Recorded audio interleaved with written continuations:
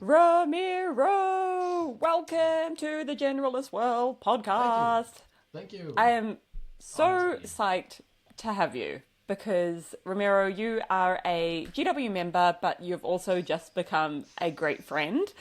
You are a wonderful Thank you. sounding board.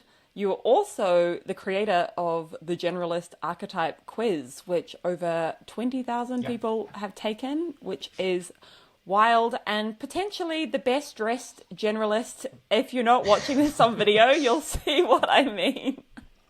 Yeah, it's So, amazing. All Ramiro, tell merch. me, you describe yourself as a psychologist that knows how to sell. Tell me more about that. What is the story there? Well, um, so I've studied social psychology for 4 years and work in organizational psychology for 2 years. In other words, I've walked around on a campus with a lot of heads that happen to have bodies that move them. So the academic world is where I came from. And I love that because it was a lot of theory, but then when you hit the workforce, and in my case, it was all about sales. I got the question a lot, hey, you've done psychology, why are you now doing sales? And that was like, I heard about generalist world maybe 20 years later or something, but that was the first moment I felt like something is missing here. Because for me, it was completely logical that if you study psychology and then you do sales, it's 80% psychology and 20% your script or whatever you do or your method. But I couldn't explain it to people. But I had this feeling like I can combine these two. I didn't know yet how, but that's where that quote came from. And when I did sales, I noticed that quite easily and quite quickly, I started becoming someone who coach or trains people in well whatever the company had as a script or as a method. Um, but compared to other trainers, I was always the person that said, "Oh, by the way, this comes from this theory," or "By the way, the reason this works actually works is because of some psychological principle."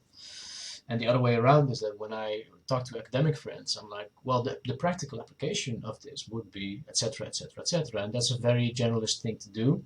And it's a very X and Y framework from Robert Barris thing to do.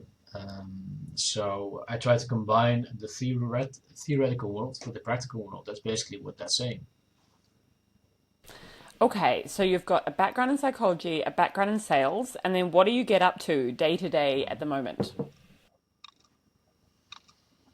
Well, so I'm doing account management now, and I thought that was sales, but it's a lot more broad than that, and at the same time, I think deeper. So when I did sales, it was really B2C. It was really calling a lot of people, trying to do a good job for good companies, but it was a closed deal now, and train people to do the same thing. I'm now doing account management, and I am doing so much more networking, relationship management, and stuff that isn't about closing the deal in this moment. It's way more about building relationships, connecting people to other people who might be able to help them, even if I'm not the person in the moment that can help them. And also really looking to the future and already now talking about deals that will be closed in a year or maybe even 2 years. So it feels for people who have patience. That's a great way of describing it. If uh, if if Right? you if you had to share kind of one framework or piece of advice to people who wanted to get better at sales, what might that be? Be client centered. And that sounds really duh, but I noticed that for a lot of people I've met, it really isn't. And it's kind of ties into generalists. We what I try to do is convince people, like buy this contract, uh, look at my CV and hire me.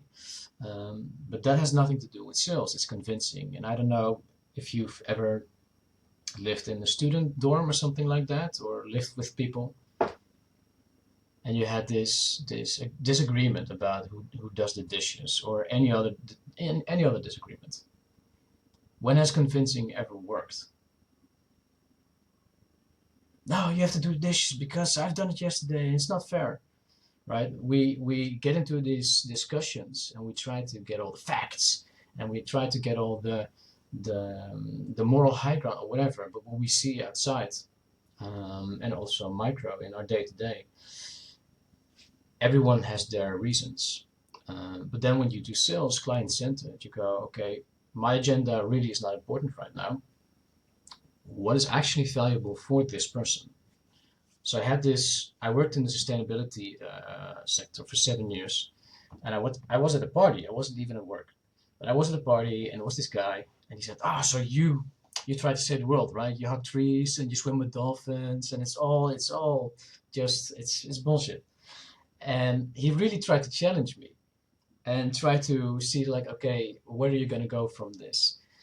But I was already so I love a challenge, and I loved back then. I really loved that job, and from him, I really learned the difference between client-centered selling and selling by trying to influence. So I told him, okay, well, in the Netherlands where I live, everybody has to have an energy contract, right? And he says yes. So you have your first yes, and then I said, well, so you don't really have a choice. You have to choose some company, right? Yes. So what's the problem with sustainability? Well, he says if it was really he went really existential. He said, if you are a person, if you live on this planet, you are net more unsustainable than if you wouldn't be there. So no matter what the story is of some green company, they have to produce a product, they have to produce something, they have a product line. It will be wasteful. It's just less wasteful. So no company is actually really sustainable. That's his logic. Now, there are a lot of facts that I could put towards that, but being client-centered means for me, okay, this is his world. Let's try to enter his world. So I say, so you just said that you have to have an energy company. It's just a matter of which one. Let's say you're right. And you have to choose between a very unsustainable company, mid-level unsustainable company, or the least polluting company there is. Which one would you choose? And he looked at me and he was like, huh. Well, yeah, I mean, then I would choose the least destructive company there is. I told him, and I kid you not, great. I have a 3-year contract for you that I'd like you to sign, and he signed it at the party. But if I would have said like, no, man, no, we're really sustainable, and oh, you're so wrong, I would have lost him. That So yeah. is gold. What a wonderful story. How much does sales come up in your day to day? I'm just wondering if people are listening and they're interested in account management and they're wondering, could this be a path for me? Do you have any advice on maybe how to break into account management and who it might be a really good fit for? Um, yes and no. Yes, because I think that certain, like if you take the test, the generalist quiz, and the translator comes out, then my guess would be that you would be a very good fit for account management. The work I'm doing now has a lot to do with trying to get different worlds. I'm now working with academia, business, government, and they sometimes really have different views. They don't even disagree on a certain subject. They just really fundamentally look differently sometimes at the same facts or at the same problem. So if you try to go really hard, like old school sales, that's not going to work. If you're very empathetic, if you're a very good listener, if you have very strong listening skills, and someone told you, "Hey, your talent is listening." I recently talked to a friend who said, "My teacher always said that my talent was listening, and I thought that was worthless because everyone can listen, right?" And then through the years, she learned, because of all kinds of things that happened in her career, that actually a lot of people weren't that good at listening. And she was. So it was a real talent. And people who have that talent underestimate how much of a talent that is. So they don't really work at it. Well, if you do have the talent, active listening, holding space, being empathetic, being a facilitator, all that stuff really helps to give people the opportunity to fill in the space you're creating for them and to tell their story or tell about their product, and that breeds ground for partnerships. So I think people who are very strong at soft skills and very curious about people. But no, because I usually turn it around. I think everything is sales. I think sales is not even a thing. I'm very extreme at that. I think we have effective communication, and I happen to do sales. But whether it be conflict management or customer service or account management, it doesn't matter. The same principles, the same underlying first principles are the same. So when I trained customer service agents, I basically gave them the same training as salespeople, which is funny because they really think that they're different. They're not. Because if someone calls me and has a problem that they need to be fixed, my computer isn't working or my contract is weird. You want them to listen to your solution, but if someone is angry, they don't always listen. So you have to sell them that you're someone who knows the solution. And you have to sell them that they actually take your authority and your answer seriously. So to me, it doesn't matter if it's sales or not. Oh, that resonates a lot. I think like up until very recently, in fact, maybe the last like 6 to 9 months, I was terrified of sales because of this perception that I had of what sales is, that it's like icky and Yeah. pushy, and I was scared to do it. And I had a real click moment during our last GW cohort where I had said to Edger, I was like, wow, this feels easy. Like these sales feel easy. And I think the big Mm. reframe was I know how much value is within GW. And so when I see a person who would be a fit, I feel like I'm doing them a favor. Like I feel like I Yeah. am helping them out. I'm like, oh wow, you would be so at home in GW. And so it doesn't feel like a sale. It feels like an invitation to the Yeah. right person. Oh, that's good. Um, That yeah, and sounds it like an felt invitation. Yeah. it felt fun. Like now I'm like, ooh, now sales feels fun where I used Right? to be really That's frightened of and it. yes, exactly, exactly. And that ooh, that all of us know that, whether you're in sales or not, all of us know that feeling that you feel that the thing you give is really appreciated.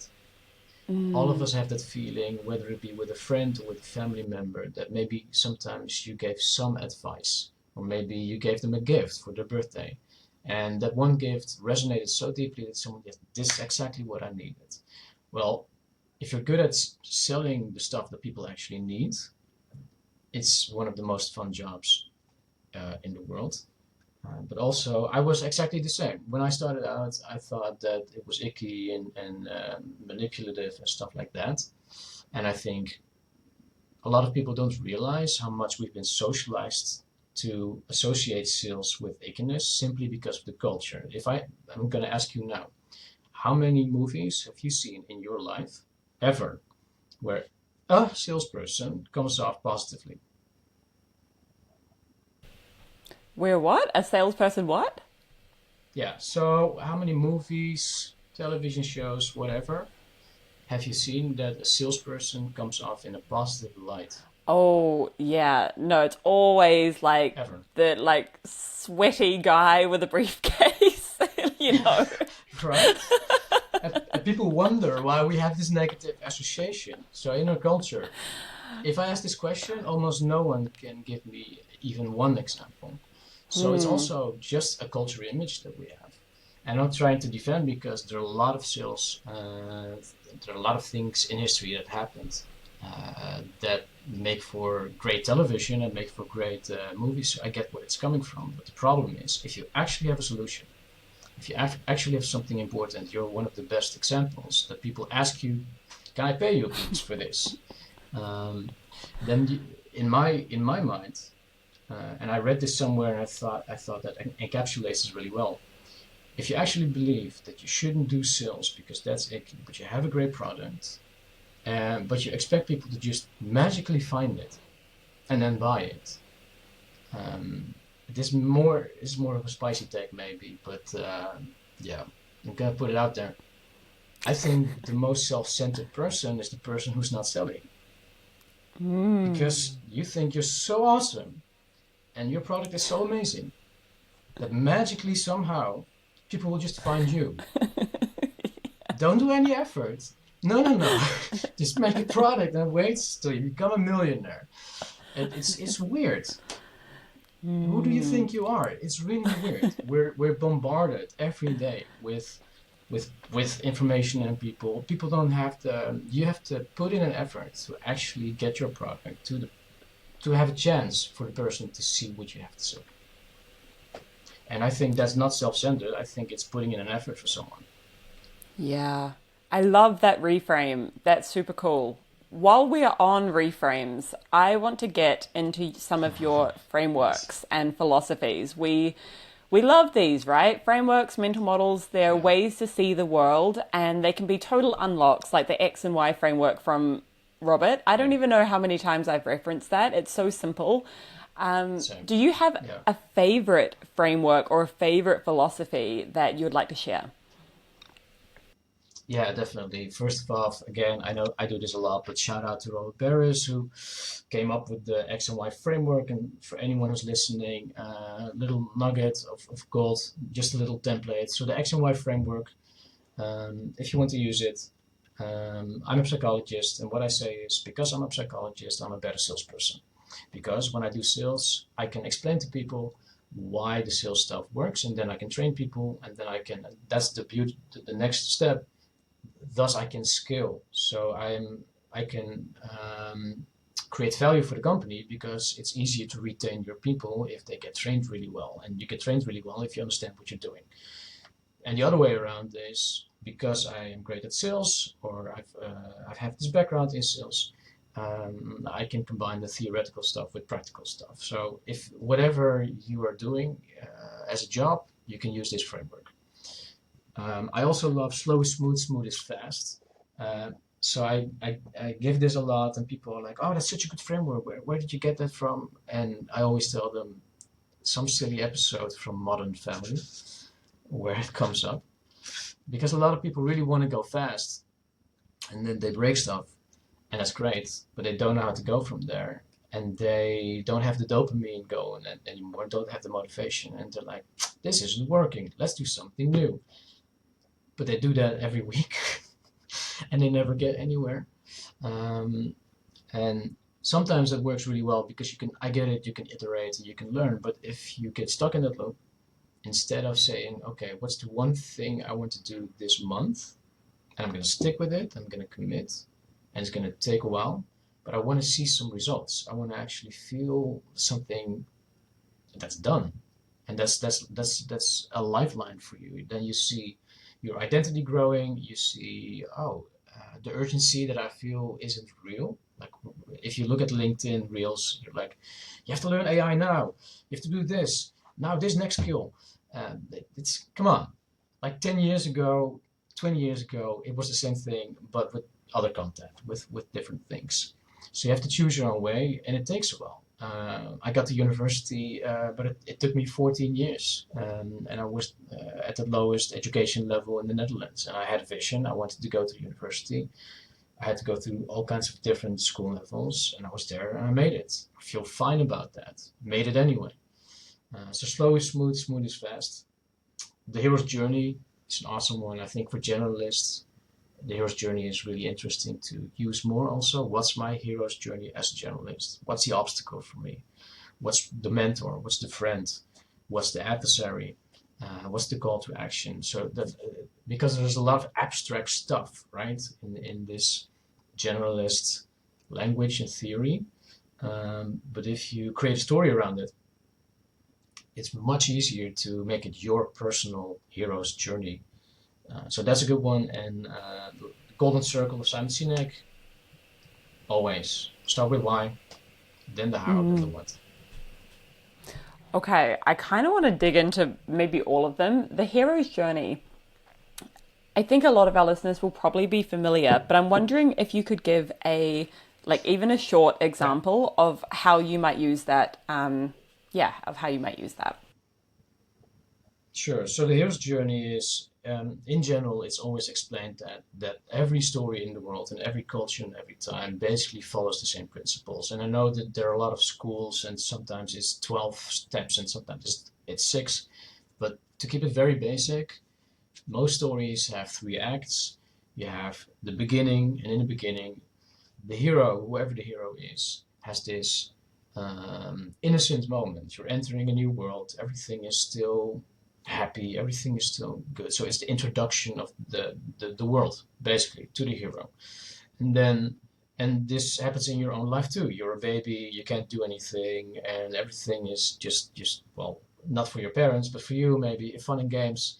And then you have the middle. You have Act Two, and Act Two maybe looks different for everyone, but usually revolves around a conflict. So the hero now has a few skills, picked up the sword.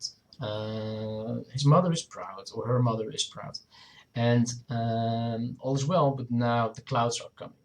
So you failed that test you really wanted to. You failed the job interview that you thought you would get. Um, some friend turns out to not be a friend, so something happens, and this is a test. And this creates a story, a narrative that is more compelling, because if everything goes well, it's not that interesting. Why do we have negative news? Well, because we don't buy positive news. We just don't. So then you have the conflict, and now it's really interesting because you want to know, okay, what's the hero going to do? Will he survive? Will she slay the dragon? So you want to know what's going to happen. So you create these arcs in every story and our lives. You can plot on that hero's journey, and at the end, hopefully, the conclusion, Act Three, you have this this feeling of, oh, okay, I really see where this is going, and I love how this movie ended up because it was how I expected it. Guess the girl, guess the boy, whatever. Or if you want to get creative, the conclusion is completely different from what you expected, but at least it was interesting. So those are the three steps. And if you're a generalist, for example, what you did yesterday, and you say, okay, we have this generalist quiz. Now you have the introduction. The hero gets introduced to this world, to this language. Like, oh, so interesting, and this, and this, and this, and this is this really almost childlike in a good way phase. You get to play, you get to explore. So it's all about exploration. But then you hear some people say, okay, I know this, but I still don't know what to do with it. And I had this interview and it still didn't work. Or I don't know how to put this into practice. And then someone like the mentor comes. So in the hero's journey, you have all these roles, right? The hero, the adversary, the mentor. And the mentor says, look here. So if you look at the Matrix, you have the hero is Neo and Morpheus is the mentor. Morpheus is not the one who needs to solve it. Morpheus is not the one who will be the hero. But Morpheus is needed, right? Puts him on the path. So you do that, and someone, for example, in your idea, talks to someone and says, oh, you're a translator. Well, that's awesome. Have you thought about looking here or going there or talking to that person? And then your role is played out and the hero can go on his journey. So, and if then 2 years later down the road, people talk to us and say, oh my God, 3 years ago I took that quiz and then I talked to Millie and it was so awesome, and now I'm doing some generalist thing over there. That's the conclusion. Oh, I love this.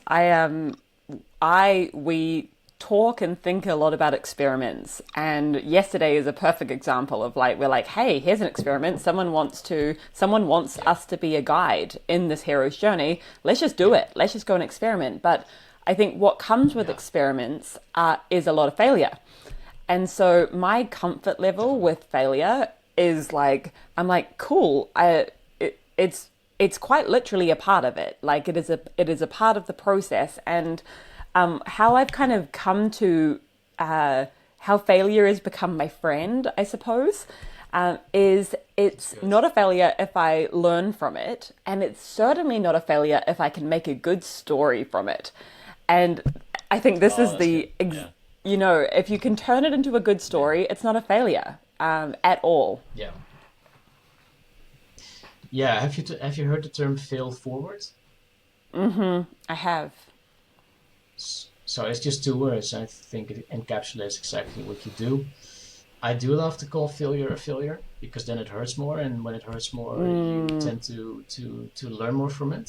So I try to be careful with reframing. It's not a failure. No, no, no. It's a failure, and because it's a yeah. failure, I have to do something with it. Yes. I think So it's like it's a failure totally on and board. Yeah, that's okay.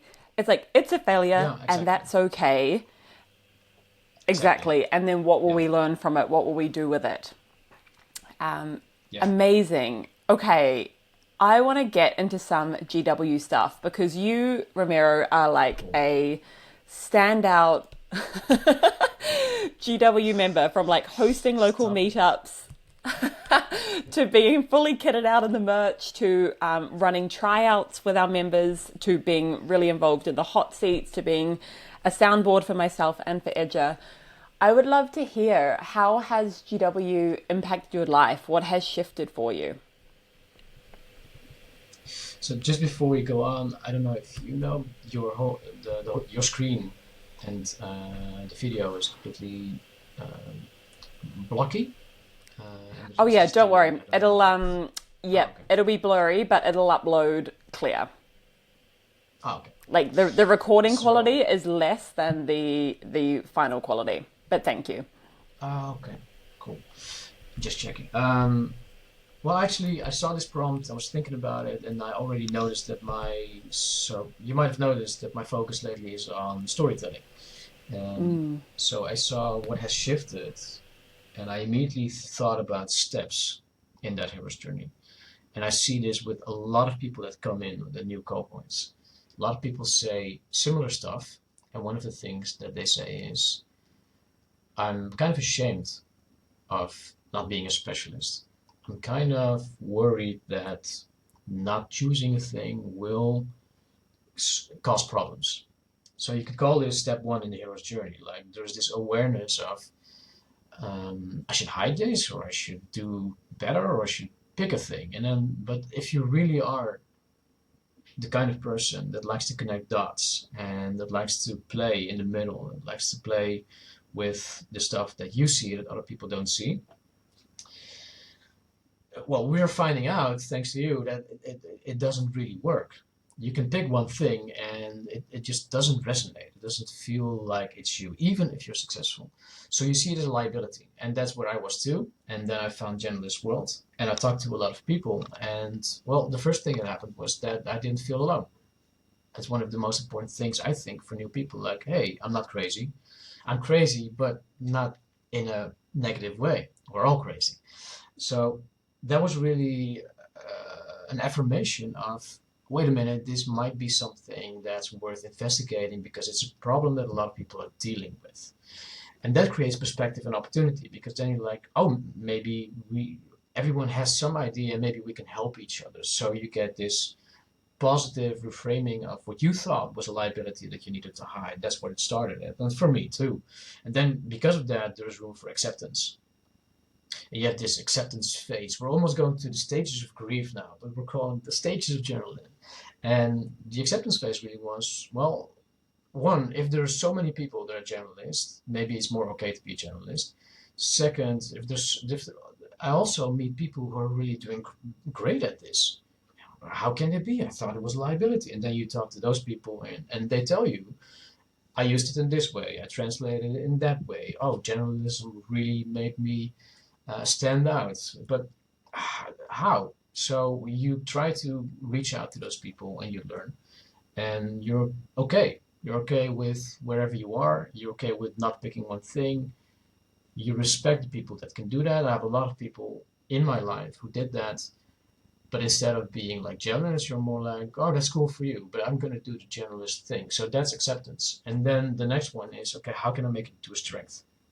And that's where something like the generalist quiz can help because yes, you're a generalist, but and this is I'm really simplifying, I know, but what kind of generalist are you?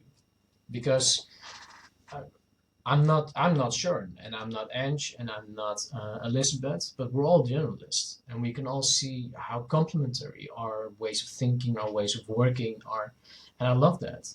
We all have this starting point, but even us are specialized in our generalism. So what's your strength? You need to really, I think about that Because if you can build 1, 2, 3, 4 skills around your specific generalist core, it's much easier to then say, no, no, no, I can still have my mental health. I can still focus. I don't have to do 16 things. I can do these 4 things. And that's also how I started in the Slack group. I saw like 20 Slack groups and I got completely overwhelmed. So I got out of 18 and I just stuck with the 2 channels that really resonated with me. And that's where it started. And it's much easier. And then it grew from 2 to 4 and from 4 to 6. And I think I'm still at 6. Well, there are much more channels than I'm in. Because what interests you otherwise is just it's just kumbaya. It's just I'm here with people who confirm my existence, and that's enough. No, there's also the real world, and you have to do stuff. So then strength becomes USP. If your ability to then choose your strengths, build on them, develop them, and then you can translate it to the actual real world outside of the safe haven of generalist world, man, then it becomes a USP, a unique selling point. And I've had job interviews, I've had other kinds of interviews for promotions where I actually used a frame of generalism to say, I think you need someone who connects dots because we're running into the same problems over and over and over again. And I think one of the root causes of that is that a lot of departments in companies are on islands. Maybe I can help. That's what I say. And then whether you call that because I'm a generalist or whether you call that whatever language works in that corporate setting you're in, doesn't matter. But the way of thinking really is, no, no, no, I'm not a specialist. I'm not going to do this one thing. I can help you because I can translate, or I'm a systems thinker, or I'm really good at connecting people, whatever. And if you do it in that way, it's much more powerful. And then people come to you like, aren't you the person that I can talk to for like all kinds of stuff? Because I really need someone who can think outside the box. Yes. And then you become that person. I love that you just created a framework for from liability to acceptance to strength to USP. In my head, I was like, that needs to be an essay. That is so cool. The four stages of generalism. Let's get it written. Yeah. I love that. I love that, and having it as the ultimate goal that this does become your USP. And I'm so glad that you mentioned, like, we have Sharon and Elizabeth and Ange. Like, these are all people who on paper don't look anything alike, but there's this underlying thing that unites us all. And having a space like Generalist World for me has been just so illuminating in the different ways you can work, but also the different strengths that I bring. Sometimes I don't really notice that they're strengths. I don't know their strengths until I see someone else say, oh, wow, until Romero says, wow, exactly. You just whipped that up so quickly. And it's like Generalist World can be like a mirror to the strengths that you bring. So that is, that's a fantastic answer. Yeah. I love that you just said that, because we're not, I think, we are mirrors. And I'm also, because I've had so many conversations with generalists, and that was the most valuable thing at the end, I think. The masterclasses, I'll see, they're all valuable, but actually talking to all those individuals, you collect puzzle pieces. You collect these pieces of that mirror, but then you got to put them together. Yeah. Okay, let's talk predictions. What, from your vantage point, do you have any spicy predictions for the next 12 months and beyond? Well, of course I'm biased, maybe, but I'm gonna put it out there anyway. So, like in the last 2 years, the rise of AI has been interesting to follow, because I see in my LinkedIn feed and articles that there are like two movements, in my eyes, starting to grow. You have this movement that goes, we're gonna go all in, and it's so important that you get on that train because you're gonna be too late. And by the way, I have a product to sell. That's that first movement. And And it is an interesting, valuable movement. There's so much stuff that I got done through AI that I wouldn't have been able to do as quickly, blah, blah, blah. Awesome. But what I'm noticing as a psychologist also, people are really starting to wonder what does humanity mean? And I know we're in the last phase of this podcast, so don't worry. But it is an important point. People are starting to ask, what are the few things that will make me valuable as a human? So that's existential, but also what are the skills I need in the future to keep being able to provide for myself and my family? Because if I can be outworked, outsourced, what is there to do? And that started with fear, but now I'm seeing a movement that's in a positive way talking more about soft skills are way more important than we thought. Um, Empathy is important. The way that we connect without screens and going back to community, and like you're one of the best examples, going back to nature and all the stuff that kind of maybe felt quaint a few years ago are now being presented as this epitome of humanity. And that's the other movement I'm seeing, because people feel I need to get on that train because I want to be the person that's so well developed, so well trained in well, in influence, but also in stuff like facilitating, stuff like storytelling is on the rise again. Public speaking, and it wasn't. Those were hypes from like early 2000s. People doing that. I was following those trainings, and now suddenly everyone is talking about facilitation and storytelling and public speaking and tonality and all that stuff. Why? Because we're feeling like, okay, that's the one thing that AI can't do yet.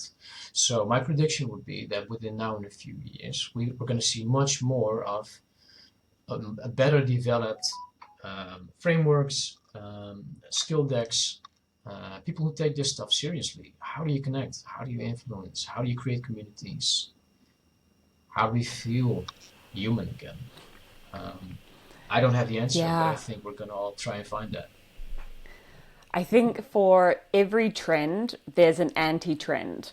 And AI is such an obvious, clear, hot trend at the moment. And so Yeah, it actually makes loads of sense that the anti trend is everything that is offline, everything that is in real life, yeah, everything that connects us to people, to place, to land, to ourselves. I also, I mean, I see this anecdotally, like from being an internet person online, but I also feel it personally. I feel it that the more AI is seeping into my work days, the more I'm thankful that I can close my laptop and go walk in the forest for a few hours afterwards, to yeah, kind of get this yeah. You're one of balance. the best examples.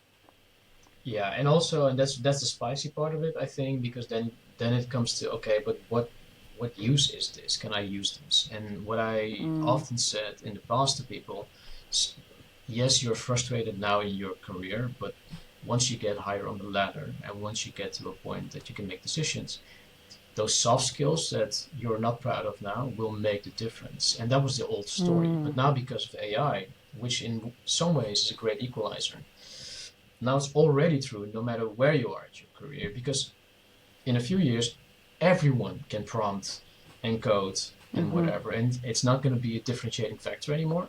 So even it doesn't matter where you are in your career, your soft skills, I think, or self-awareness skills, or a combination of that, will be a differentiating factor no matter where you are. I love. I want to talk about the dark side of generalism. Nice. Ooh. Let's get into it. Ooh.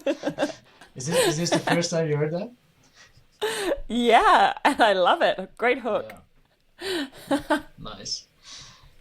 Yeah. I just thought of that term, but I've been thinking about this a lot because I come from the personal development world, like from the 90s, 2000s. I mean, these books, I'm still in it.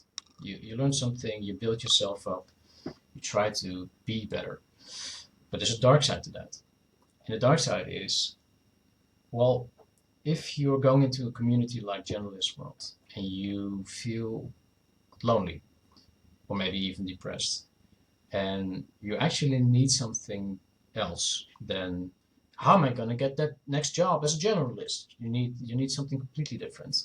You need that community to feel you're okay, or you need that community to feel validated. That can be so rewarding in and of itself that if you don't move past that phase after a few years, it can be kind of an addiction, because what's happening is that the stuff that you could have been doing, could have been making moves on, why not procrastinate it a little bit? Because I'm all right.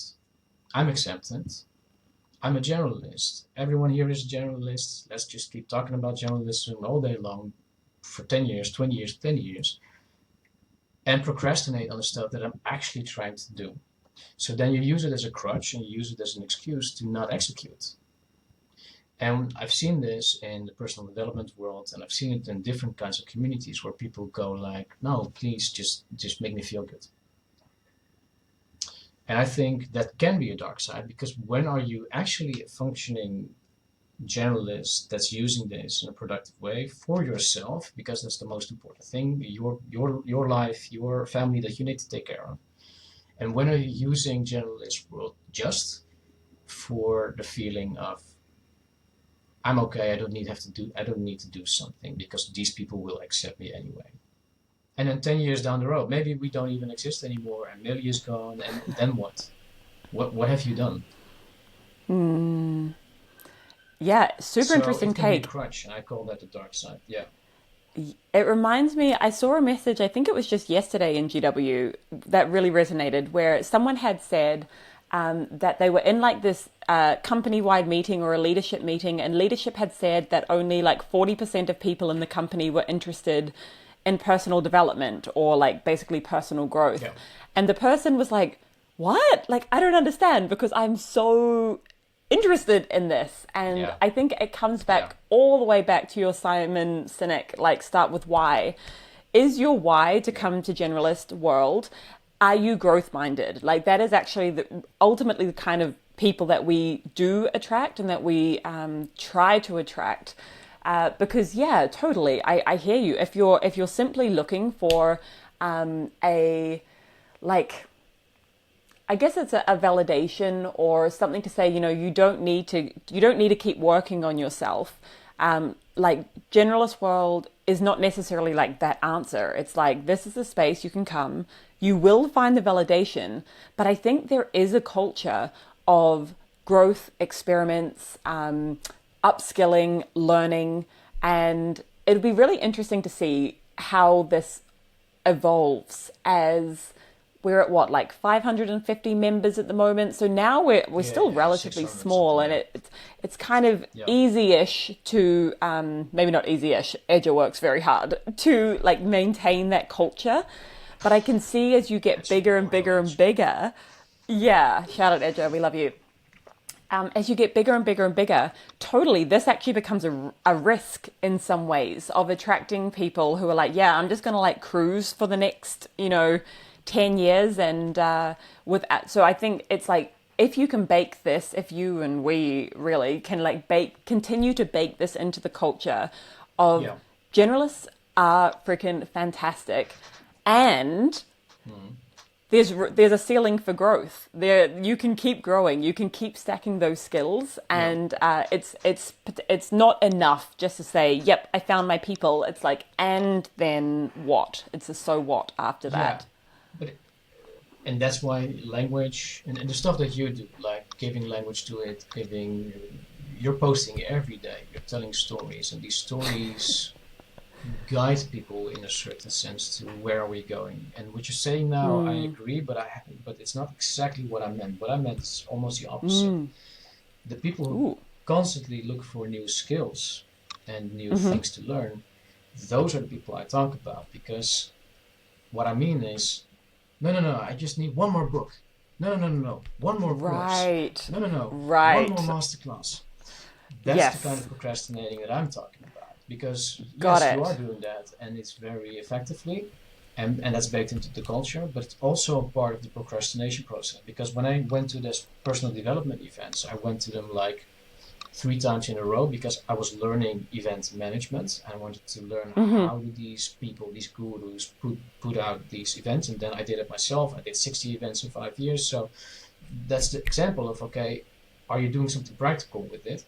And I noticed that the most high-paying people came there every year to basically hear the same message, happy clappy, and then do nothing, and then come back. So that's, yes, it's the kumbaya, but it's also, no. You've learned a lot. You got the message, hang up the phone. And that's why we built. The generalist archetype quiz is a product. It's done. Okay, move on. What are we going to do with it? Your CV, okay, when are you going to finish it? Finish it. And then, so building is a very intrinsically important part, and will be an important part, I think, in generalist world also, for members to do, because then it will become real for them, then it builds their identity, and then the identity becomes the creator. We need to be in some way creatively engaged, otherwise it's just, it's a great community, but I'm worried a little bit about the procrastination point. Yeah, it's a And great also, point. by the way, to counter that, it really does depend where someone is on the journey. So True. I'm talking about people who've done this for years and then still. Yeah, no, I hear you. It's there. I mean, I've seen it out in the wild where it's like some people will just kind of collect certificates or collect these like courses, and it's like, okay, it feels like movement, but it's not movement. And I think there's a lot of debate at the moment about like this idea of like an ideas guy, and how like ideas, you have so many. You can jam with Claude all day on ideas, but at some point you need to be a great executor as well. And so perhaps this is one of the future skills that we are like noodling on. It's like this, I mean, high agency has been like the hot topic this year, right? Yeah. Doing the thing. In the workforce, doing the thing, because a lot of things, a practical example in my work experience is that you run the risk of becoming that person that says, oh, no, I want to do strategy. And then, okay, but you haven't done the work yet. Yeah, but please, I want to be a manager or whatever. Okay, and you've got the good ideas, but we really need someone who does the work first. So if you can show that you can do both, in whatever context is needed, then in my mind, you have to earn it. You have to earn it every day. Yes, we are system thinkers. Yes, we're great at connecting dots. But where is the value, the concrete, exact value? Whether it be for a business, whether it be for a partner, whether it be for maybe even your partner at home. Yeah. And then when you do that, you deliver value, and then you come with your strategies and ideas. People are like, yeah, please tell. I want to hear.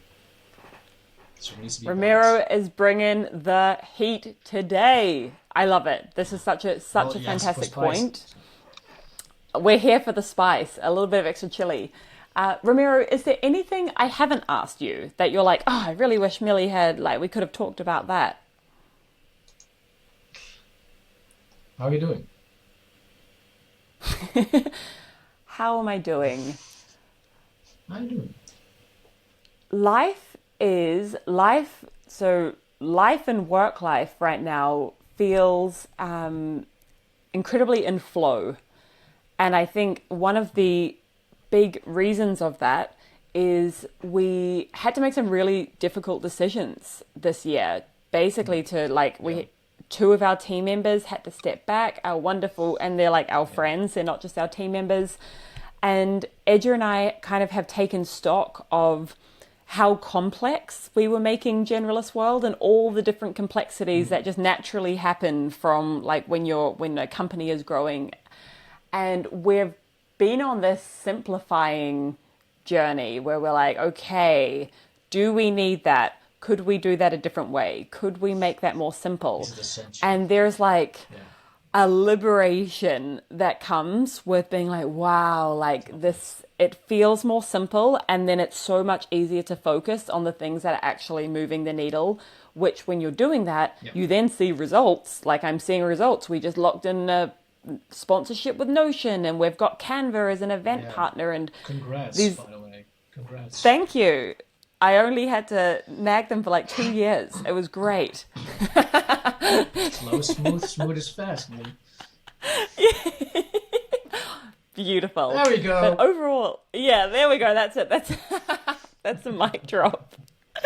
But overall, Um, I'm doing good. Generalist world, I feel like it's I'm growing up with it. I've said this a few times before. I feel like it's yeah, love it. yeah, it pushes me like professionally to keep figuring out how to keep this thing alive and how to pay people, and like it's that's super challenging. But there's so much that I heard somewhere the other day that I was a bit like, I don't know, this is a bit too far. But someone said that building a business is like a spiritual journey. And I was like, oh, I don't know if I would go that far, but an element of it, yes, because you are pouring like every day when I'm posting, I'm putting myself, like that's Millie, like reputation and face and voice and like all your thoughts out into the world, and with that Definitely. comes, yeah, It's yeah, identity I feel forming, like it's right? And it, yeah, it is. It is. A part of it is for sure. definitely. But I feel like we've also hit a groove. So we've gone through like some bumps this year of being like, okay, recalibrating of what size we are and how we operate at this size. And Yep. now we're like, okay, now we're kind of starting to fly a bit, and we're going to hit more bumps, right? Like we're going to probably every 6 months, we'll probably hit another bump and be like, oh gosh, now I I have hope to figure so. this out. It needs to be a Yeah. conflict, right? Otherwise, the story is Yeah. finished. Yeah. Yes. Yeah. Oh, but Bring this it has all been back again. amazing. Bring it all back. This has been amazing. Yeah. Thank you so much, Romero. Thank you for taking the time, and thank you for being Thank you such a too. wonderful community member. And I can't wait to publish this to the world. Awesome. Thank you for making it happen. I think for all of us, but for a lot of us that I talk to, it's a privilege to watch your that growth. And thank you for making it happen and this podcast. All right, I'm just going to stop it, and I'll need you to stay on just while it uploads. Let me see. My one will probably take forever to upload because I'm on great Raz internet, but your one hopefully won't take